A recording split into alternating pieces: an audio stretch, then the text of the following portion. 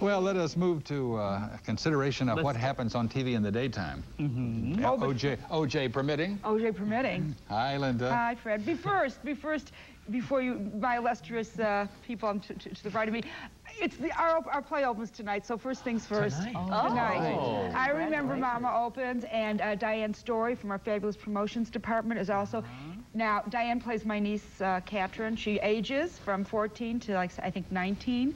She does a fabulous job, just like a schoolgirl. And where is this? This is the Garfield Heights Little Theater. Tonight, tomorrow, Sunday, and the same schedule. Sundays in the afternoon, 8 o'clock, and then the following 3 weekends. And that's it. That's all I have to plug. I have no book. I have no magazine. But they can call I really have Garfield a play. Heights Little Theater, right? You can plug my magazine. We're going to. That's what I said. I have none Break of this a leg, to by the way. Let me get this straight. You're a Swedish aunt? A shy Swedish aunt.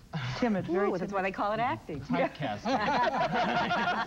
Welcome back, Gary. It's wonderful to see you. I missed you last time. We have Gary Warner with us. He's written a book that is now hitting the bestseller list here. The All My Children, the complete, was it family scrapbook? There we are. It's a gorgeous book, by the way. That in a moment. Wonderful production values in that book here. We were going to call it Onions, Onions, Onions, but it was already taken. Right. And Mimi, it's wonderful to see you again. It's great to be It's here. been a long, long time. We were trying to figure maybe it's 23 years now. It's been a long maybe time. not. I just want to say that I'm really thrilled to be back in Cleveland, where I spent all of my summers, all the summers of my youth. I can barely remember that far back, but I love Cleveland, and I'm back. Is the editor of Soap Opera Weekly. So actually, I'm the editor-in-chief, and here's next week's issue. There it is. So we're getting a little Ice. Fire and Ice. Tell you all about Salem is Burning.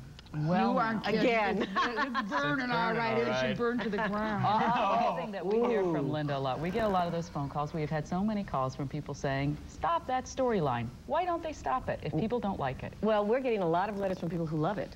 And that's why they don't stop it. They also don't stop it because it's underway. You don't stop a storyline.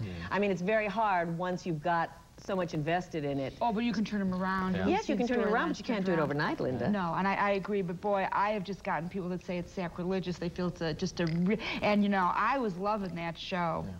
And I just think it's just like in the last 3 months. You can shorten a storyline. Yes, yes. You know, You can take Mark Dalton, the first time he was addicted to cocaine years ago. People wrote in and were so against the way it was done at the time that they truncated it. Yes, but they did bring it back. They did bring it back. Yes, they did. Well, let me explain to you why they're not truncating this storyline, because they're building up to a February sweeps exorcism, of course, by Father John, Brother John, Father John, whoever he is, John the priest from hell. Well, maybe there's the guy went upstairs. I don't know, in 1976 or something like that. Are we talking about Little Bobby? Little Bobby? Or are we talking about Tom Horton Still Jr.? polishing those skis. Can't you truncate that way? Gary knows the truth. No, you can't. You can't, because first of all, that's the whole raison d'etre of this storyline is to build up to John's exorcising Marlena. So you have to have her possessed, and while you're having her possessed, you might as well have her burn down a church or two. I mean, you know. At Christmas. The person No, she didn't burn it down at Christmas. She's burning it down in a couple next week. Well, she burned the Christmas tree, Christmas hay, you know. This is the silliest story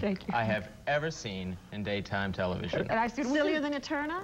Sillier than Eterna. Eterna was explain Eterna. Eterna was an underground city under Lantano Mountain on One Life to Live, where people were trapped for several long, painful A couple of weeks. generations, I thought. Yes, but you know, that's a little more realistic than Marlena, the queen.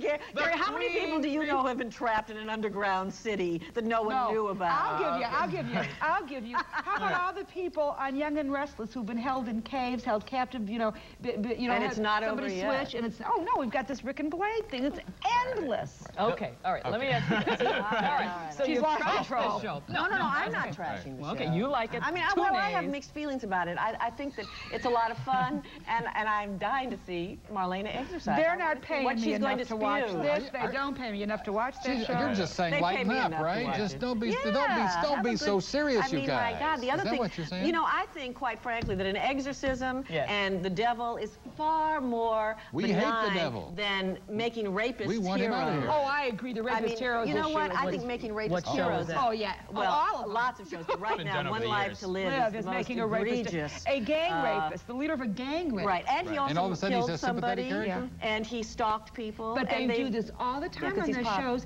because they'll bring an actor in. It's the Tony Geary syndrome. They bring them in. They're popular. Oh my God, he wasn't supposed to be popular. All the girls think he's cute out there. Okay. They get a lot of mail. He's a very good actor, Roger Howarth.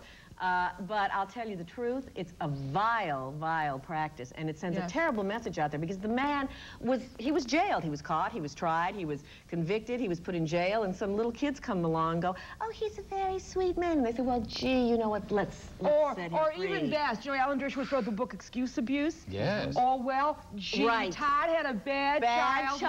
So it's okay. Well, maybe somebody else did it. Maybe they got it wrong. No, he did it. We saw it, okay? You saw it? Yes.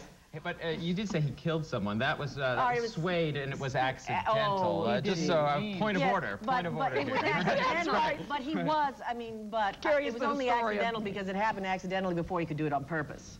He's a bad guy. All right. Why don't we exercise him? Right, let's go. Too late. Okay. At the stake. Yes.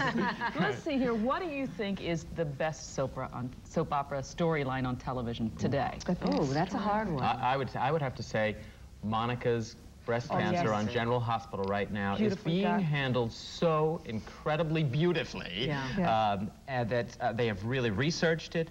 They're playing it out with several of the most terrific actors in daytime.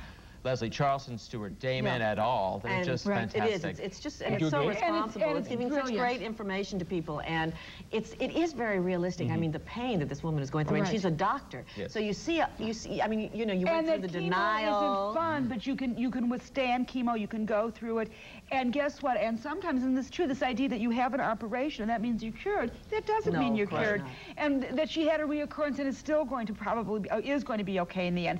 Of course, this is the same. I mean. But what's so strange about General Hospital is the dichotomy of some of the stupid storylines. Well, but also that happens on soaps all the time. You have the terrific storylines, and then you have the storylines that you go, are they on drugs?